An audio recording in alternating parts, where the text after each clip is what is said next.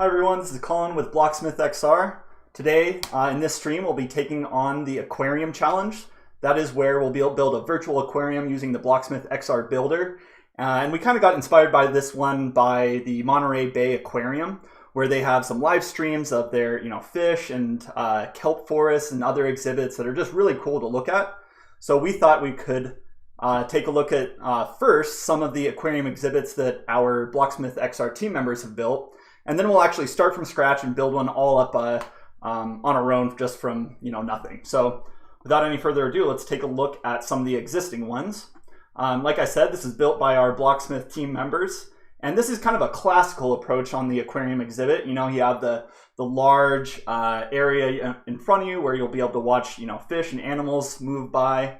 And you can kind of move around this aquarium exhibit if you want. So let's take a look at the viewer. If this is the first time you're seeing the BlocksmithXR builder, the viewer is basically going to put me in this little blue character's shoes so I can walk around in a first-person perspective and take a really close and kind of intimate look at things. So let's get started. All right, so this is the aquarium exhibit right in front of me. As you can see, there's some fish swimming by, some going a little bit slow, some moving pretty quickly. And I think if I kind of peer into there, you can see some other animals like some crabs. There's a crab, cool. And one really kind of interesting approach that I like with this aquarium exhibit was that each one of those fish were actually made using BlocksmithXR shapes. So they, were able to just make those fish using, maybe I'd say half a dozen of those, simple geometric shapes and just animated them a little bit to make them look a little realistic. So you can see their tails are moving, their eyes are actually rolling around in kind of a funny manner. And they are also actually, spouting out some bubbles every so often. And I think that was actually done using some events. So they actually programmed those bubbles to happen, maybe every second or a few seconds. And then we also have some people just kind of hanging out and watching the fish as well. All right, so that was one approach. Like I said, kind of the classical take on an aquarium exhibit where you can just watch the fish swim by and you're a kind of a passive participant. So I'm going to take a look at a few others now and see some of the other approaches. I'm actually going to choose my own, not to show this off too much, but I did take a different approach for this challenge. And instead of showing an aquarium exhibit, I thought it would be cool to give the player some scuba gear and let them kind of dive into the ocean around the Monterey Bay, specifically kind of dive down into the shelf and explore some of the animals down there. So I'll explain how I did that in a second, but first let's just watch it. All right, so here I'm located on this little catamaran. I have some simple instructions just to grab my scuba gear and then jump into the ocean. I have a little otter there to keep me company. And here we go. Woo! And so I'm slowly sinking down into the water. And whoop, there we go. You can kind of see that water move past me as I'm sinking down to the ocean floor. All right, so now I've made it to the ocean floor and yes, I have some animals swimming by me. It looked like those were a couple of manta rays. There's some very scary looking thing in the distance there. I think that's just some kelp. So I'm going to go explore what that is. I think that's an octopus that's moving around. Yep, that's one of those animated, octopus. And there is a little bit of danger around here because I added a shark that if it touches you, the experience ends because it kind of got you a little bit. But I'm not going to try and find that, or maybe it will find me. Because it could be, there's a pretty large area and it could be anywhere around here. And I want to show you some of the other exhibits. And before I do that, I'll just really quickly explain how I made this project. And that was basically just 3 scenes that I used. One for the actual ocean location, so you can see my raft here, and that's where obviously where I started, the little blue player. My next scene, which was triggered by jumping into the water, it looks a little funny, but I tried to use this big tube, this cylinder, to kind of fake, that sinking feeling of going down into a depth, into depths of water. And then finally, my third scene here is a bunch of, animals on the ocean floor at the bottom of the Monterey Bay shelf. There's my shark that I was talking about. There's some of the manta rays and the octopus. And the way that I was actually able to make it seem like I was underwater is I surrounded the player, as you can see right here, in a big blue watery sphere. So instead of having a bunch of kind of complex water shaders that I would have to move through, I just kind of surrounded them with a watery sphere, and that created that underwater feeling. All right, I'm going to move on to my last exhibit that I wanted to show you. And this also takes kind of a classic approach to an aquarium exhibit, but instead of viewing it from the outside, you'll actually view it from the inside. So you can see, once again, the blue player is located right in the center, and now they're actually going to be looking inside the exhibit like they've jumped into the pool, which I do not recommend doing at the actual Monterey Bay Aquarium. Something bad will probably happen, but you can definitely do it here using the BlocksmithXR builder. So I'm going to take a look at this, and yeah, this is a nice peaceful experience. One really interesting approach that they used for their exhibit was, instead of using water like in front of you like the first approach, or surrounding you in it like the second approach that I showed you with the underwater feeling, they're actually using light, kind of like a blue light effect, to simulate being underwater, and then they just put that water above you to kind of make it still feel like you're actually underwater, because you can see it right above you. A couple other things that I like about this experience is these fish that are swimming around. They are not animated. If you actually watched the castle stream yesterday, that's a perfect example. If you watched the castle stream last week, then you saw that some of those animations, they only can just go from one spot to another. We'll explore kind of a deeper approach today, but these are not animated at all. They're actually using what's called a navigation component to wander around this whole scene. So they're basically kind of intelligent and using their own little navigation system to find a path around this kind of aquarium exhibit here. I really like this one. And this is actually going to be the one that I'm going to try and kind of recreate, but with my own little twists on it. When I visited the Monterey Bay Aquarium when I was a kid, my favorite exhibit was they have a great tide pool area, which is outside, and it actually is part of the actual ocean. So the ocean kind of washes into it, but they have a big rock reef that kind of separates the great tide pool from the outer ocean. So that is what I'm going to try and recreate today. Instead of last time, like where I used a template to start the experience, I'm just going to use a blank experience now and just start fresh to create my Great Tide Pool Aquarium exhibit. All right, so first step here is I want to get rid of this grid. The grid is sometimes helpful for designing buildings and such, but for my aquarium exhibit, I don't really need it. Instead, I'm going to replace that with some nice wavy sand. So I'm going to go over to Platform and remove my grid. And instead, I'll use a couple of hill objects to create that sand effect.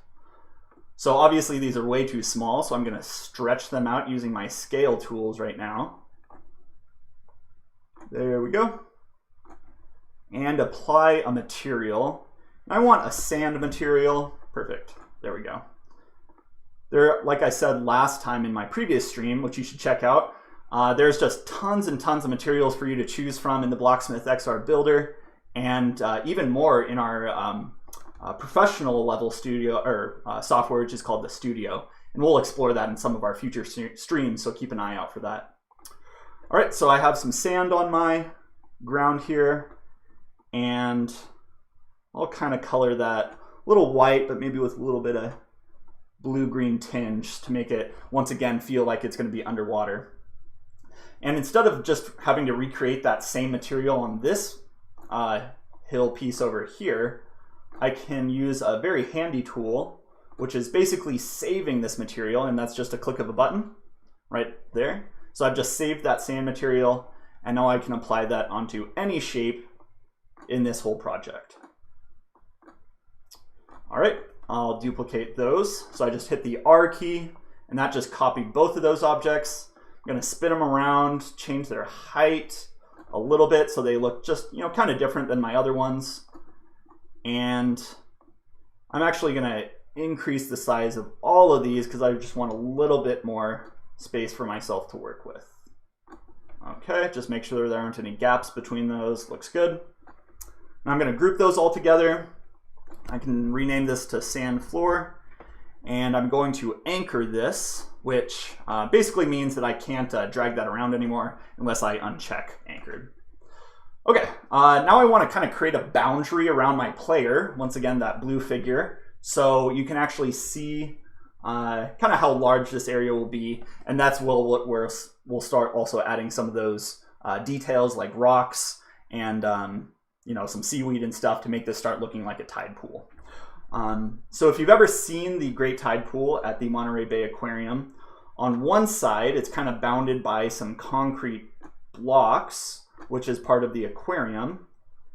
And then on the other, around on this side, it will have just some rocks and kind of like a natural tide break that allows the ocean current to come in and fill the Great Tide Pool with all sorts of creatures and water.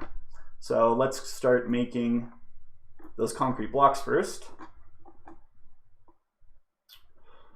I'm gonna just add some cubes really quick to be my walls, and then I'll apply that concrete texture. All right, look, oh, there we go, concrete slabs, and I can actually just choose that for all three. And just make sure, once again, that it looks like I'm going off the edge just a little bit. There we go, that looks better. All right, I'm gonna group those, and now add in some rocks to be my other barriers for my player. The main reason why I'm doing this actually is I don't want my player jumping off the edge or, falling off the edge of the sand here, because that would just mean they kind of just, fall into nothingness. Instead, I want to, just make them a nice kind of bounded area that they can explore. All right, so add in some rocks now, including a cliff. Spin around so you can see that. And it looks like that cliff's a little big, so I'm going to shrink it down and add it to my wall. All right, just duplicating that and adding it onto the other side.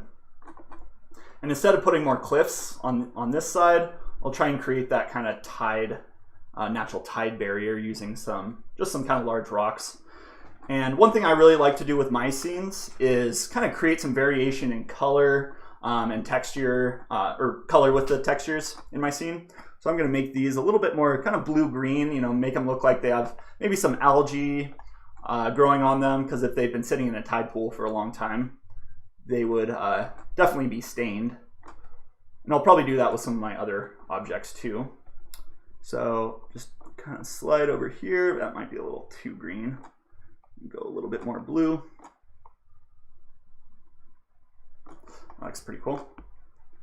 And I'll actually save that one as well, so I can apply that and then just make quick changes. All right, just duplicate some of these rocks and stretch them out. Once again, create that variation in my scene so I'm not just seeing the exact same thing. Maybe spin them around. There's just a lot of simple tools you can use to create that variation. And instead of just having just kind of a sandy floor, I'm going to add some rocks to my floor as well to just make it look kind of interesting and fun. I can even have things growing out of the rocks, or having them swim around them, because if you've ever actually seen a tide pool, animals and sea life are all in those rock crevices, whether it's tiny little crabs or fish. So yeah, just having those places for animal life to hang out and swim around. All right, so just a little bit more variation. I'll do that with some of my concrete slabs too. Okay, so I have a pretty good start. Oh, actually, I just remembered I wanted to add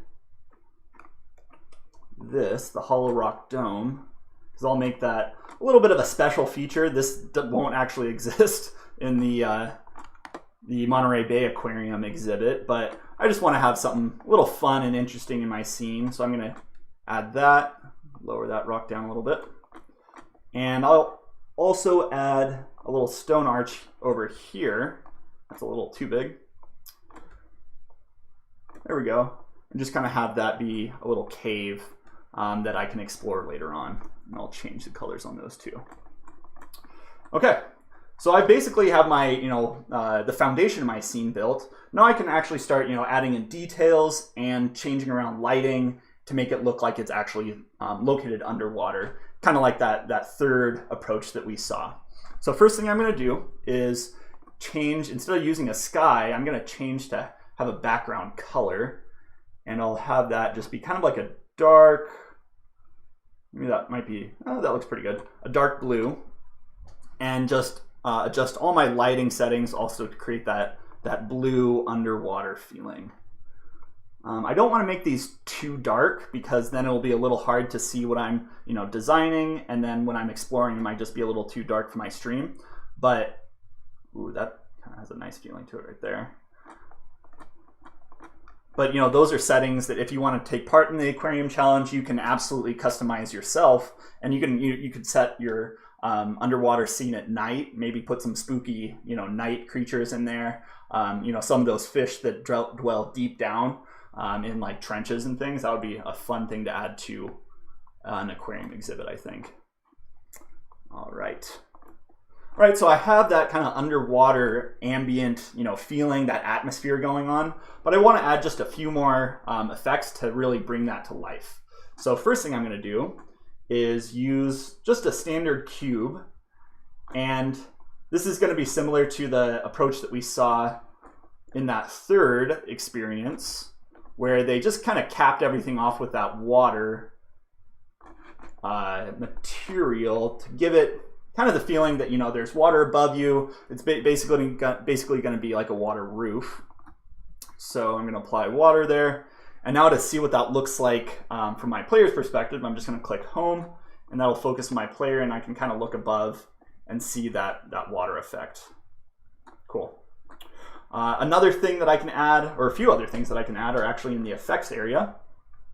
And some of these I might need to program, with this very simple program. But this water spray effect can create a nice, feeling like the tide is coming in. And there are a couple of those. So I'm actually going to program that one. So basically every 3 seconds, that water will kind of spray on my rocks there. And I have a few others. Yeah, I have a water splash. Once again, just kind of simulating, oops. There we go.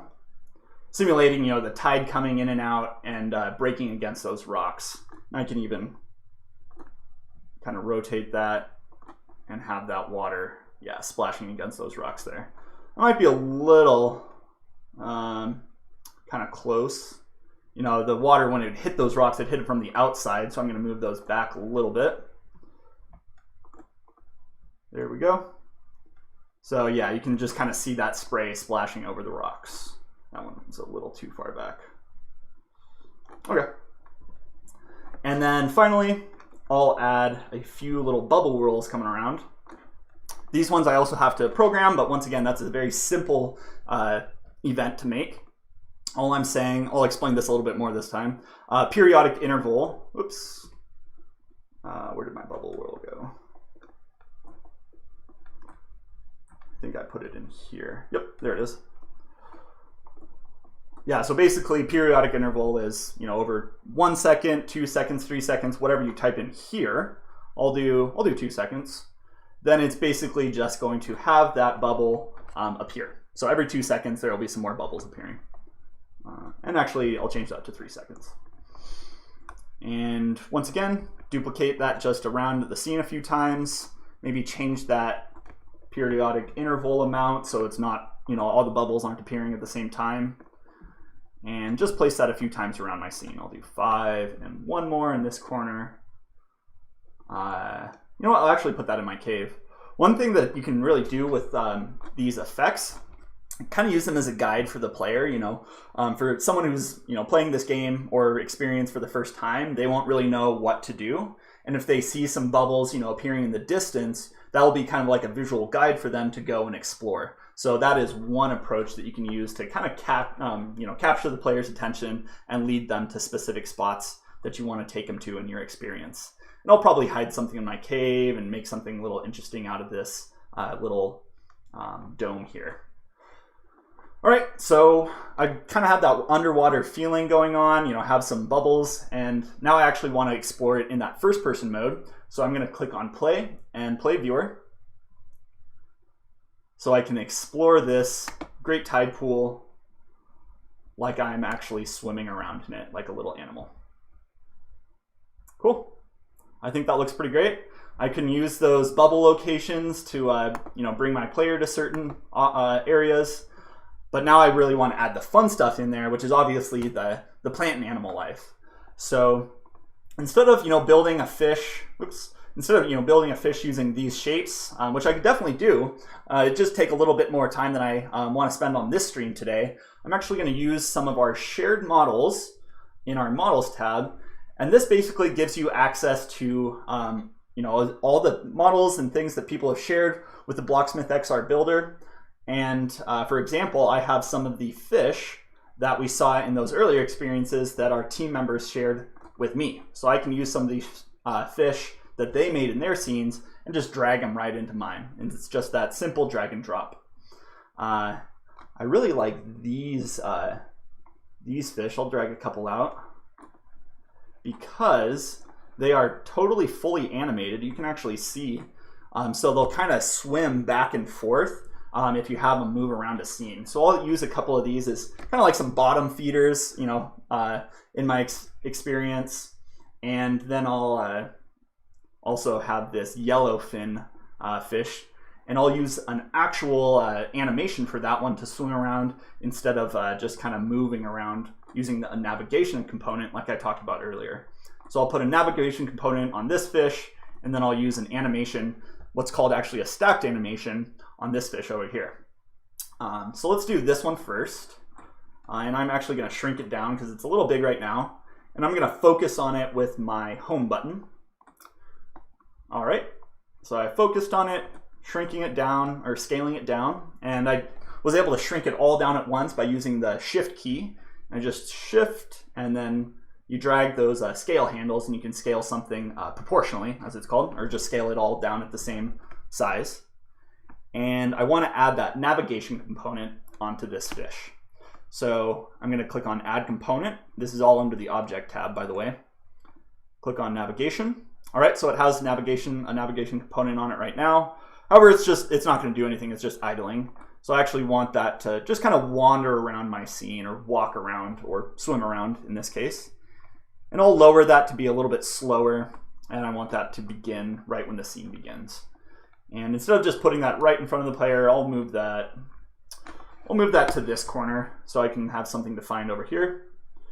And auto stack, once again, that's using the shift key, but that's shift and drag rather than shift and using the scale handle. And now that fish, when the scene starts, it will just kind of wander around my scene kind of slowly, and you know, just be eating up food, and I can look for it. All right. I'm going to look for there's my other fish now. And this one I want to animate using that stacked animation. So I'm going to move this one we'll move it to this corner over here. And this one will start up. Those animation dots kind of look like evil fish eyes. Might have a nightmare about that now. Anyway, I'm going to create my stacked animation just by clicking and dragging that fish. So yeah, once again, if you saw that castle stream from last week, I created an animation on my drawbridge to move up and down when I clicked it. With this, instead of just going from one location to another, I want it to go to multiple locations in my scene.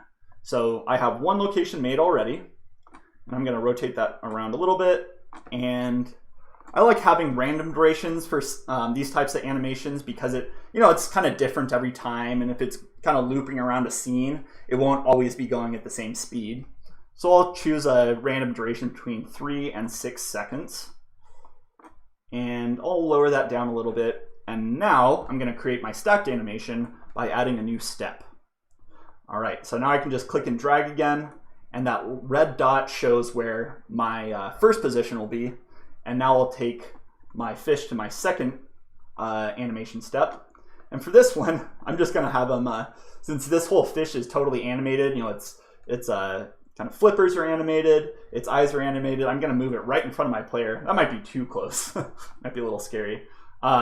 Just so my player can get a nice look at my fish there. And that one will, kind of swim up slowly, or let's do, 3 seconds, like it's kind of curious about my player. And I want it to just sit there for a second. So one trick you can use for that is just kind of creating a new step and then just moving it, just a tiny little amount. But that will still, that'll still just kind of sit there and it won't actually seem like it's moving. And now I'm going to move this fish like it's checked out, the thing it was curious about, and now I want it to swim away really quickly. So in my new animation step, I'm going to move it away into this corner, and I want it to move very fast. I'd say 1 second is probably perfect for that. And I could even actually use an animation type here to make that kind of accelerate into its animation. And we're going to call that ease in. So it will kind of gain speed as it's swimming away. And just to kind of finish up this animation, just so my fish doesn't just sit there in the corner, I'm going to swing it around, and rotate that, and have it swim basically back to its original position. So I'll do that pretty quickly here. Look down, and I can hang out with my other fish there. Although that one, that has that navigation component on there, so that could, take a different amount of time. Or, they may not be there in the same times. And send that back to its original position. Because I want it to go back to its original position, because I'm actually going to have this be a looping animation. So basically that fish will, it's basically right back where it started. So it will just kind of swim in that loop. With some, random times. If I wanted, I could spend the time to, make all those random and really kind of have that be different. But I think that will be good enough for now, because I want to spend more time on getting some other objects in there. This one is a really cool piece of kind of like a tube worm coral. Those tubes they leave behind. And I'm going to put a bunch of them on this dome, and that might give you an idea about what I'm going to use that dome for. And I'll actually finish that up pretty soon. Cool. And actually there are a couple rocks that would go well with that too. So I'm going to go back to my Objects tab and grab some pointed, let's see, this is a stalagmite. I'm going to kind of cheat and use it as a stalactite. There we go. And just keep those pieces of coral company with some cool looking rocks coming out of this. That might be a little too sharp. Yeah. Once again, variation is seen as always a good thing. So just having things look a little bit different, be it different sizes, have different colors, always kind of helps add some liveliness to your scene and make it look even more unique. One thing you do want to keep in mind, though, is you don't want to add way too much detail into your scene, because you can kind of overpopulate scenes sometimes and make them run too slowly on some devices, especially like mobile VR devices. So that is kind of a nice balance, or you need to find a nice balance there. But it is nice to have some of those unique details. And for example, I'll change some of this tube worm coral to have some different colors. Be a little bit darker or lighter, just so they look all a little bit different, because coral is very unique and it's just beautiful looking. So I want to get that same kind of effect going on.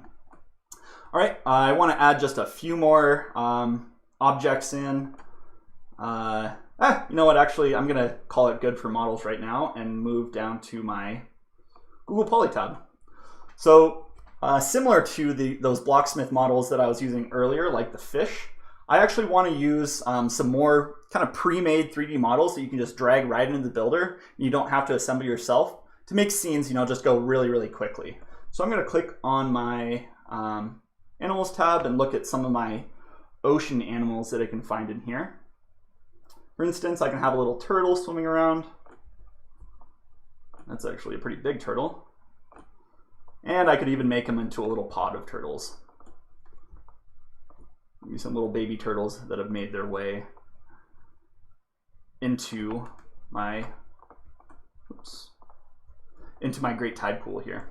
So I'll just kind of put them, let's see, I'll put another navigation component on them since I don't really want to recreate, a big stacked animation like, actually, what I can do, instead of recreating that animation, I can actually copy and paste that animation into these guys. So now, let's swing that around.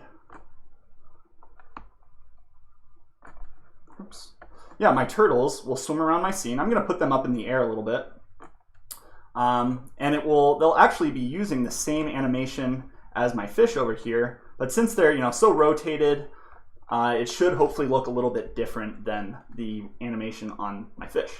So I'll just call that good for those and toss in a few other animals here, like an octopus. Since that's kind of like a small octopus, I'll put a little navigation component on that, have it walk around. This one will move a little bit faster. Maybe that's a little bit faster than that fish that I made earlier, and have that play at start. And I want a couple of those in my scene. There we go. And I saw one other cool thing in here, which is, my deep sea anglerfish. Now you probably won't find one of these in the Monterey Bay Aquariums Great Tide Pool, but I think that'll just be something very sweet to kind of hide in my cave over here. And I'm gonna make that be pretty big too. And to kind of make that light on it, the lamp on it, glow a little bit, I'm going to add a sphere, color it white, and increase a glow effect on that sphere, and position that basically right. Nope, that's a little too close. Right where that lamp is for the lampfish. That looks pretty good. And now I want to use another effect, which is a little point light, that's also a little too big, to create a little light glow effect around that. And I'm actually going to use that, I'm going to duplicate that point light, use that again, and color that light with some different blue colors, once again to kind of, make my scene just a little bit brighter, but also kind of reinforcing that underwater feeling by having some light in there. And now I'm going to finish off this center piece, which is going to be a hydrothermal event. So I'm going to change this to be a nice reddish orange color, and kind of move that. Yeah, that looks pretty good. And combine that with a lava material, so it looks like I have some lava kind of hanging out in my hydrothermal vent there, which that's actually the source of life, the heat and nutrients coming out of those hydrothermal vents. That's actually what allows for those two worms to grow. So I'm just going to apply a quick lava material. Cool. And to emphasize that one more time, I'm going to have some kind of just dark smoke coming out, which I'll just adjust some settings for. Make it so it's not quite as fast. I want a little bit more smoke than that. And color it, be some nice dark smoke. Cool. All right, sweet. All right, so one thing I'm missing still is just a little bit of plant life. So I'm going to go back to my Google Poly tab and go into nature. And I saw earlier, yeah, they have this vine object, which looks, in my opinion, quite a bit like kelp. So what I'm going to do is I'm going to use this, I'm going to animate it just a little bit, to kind of give the feeling of like a little bit of a current in my scene here. So I'm going to animate this, move back and forth, and I'm going to have that sway pretty slowly. I'm going to do that over 6 seconds, you know, so it's a nice kind of slow movement to my tide pool current.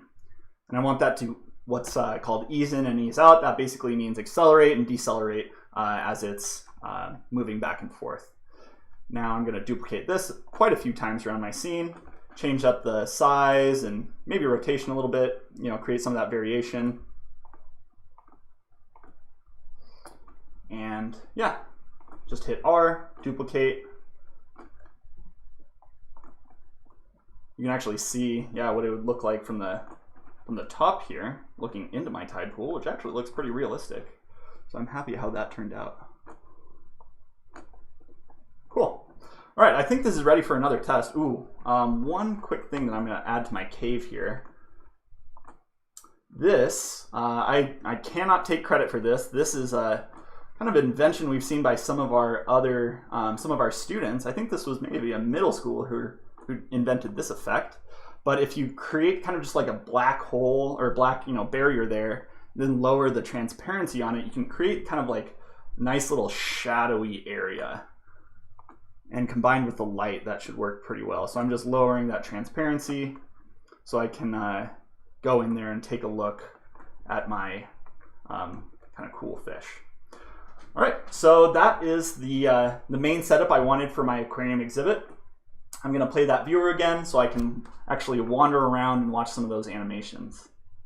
All right, so there's my hydrothermal vent. Oh, there's my fish coming over to check me out. An octopus. Ah, and it's scared. Swam away. It actually kind of looked like it saw the octopus and swam away there. Yeah, I like how that turned out. Oh, that fish is swimming over the hydrothermal vent. Not sure how good that would actually turn out in real life. And there's my, yeah, deep sea anglerfish. Cool. I think this aquarium exhibit turned out pretty well. Thanks for joining my stream. A couple things I'm going to do before I close out today. I'm going to actually publish this experience publicly, so if you want to take a look at it on your own time, you can do that. I'll post a link to it in the YouTube description, so you can just check out the YouTube video later. You know, always feel free to subscribe to the BlocksmithXR channel. I'm going to take that picture and save this now. I'm going to call this, let's see, Great Tide. There we go. And virtual aquarium exhibit. There we go. And I'll put a link to the YouTube video in this description as well. So I'll cross-link those so you can check them out on your own time.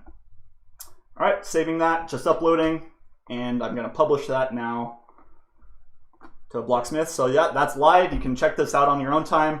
Explore it in virtual reality if you want. Definitely, you know, join us for our next stream, which will happen next week.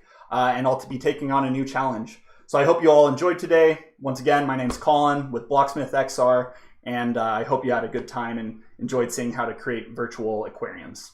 All right, we'll see you all next week for our next live stream, and take care.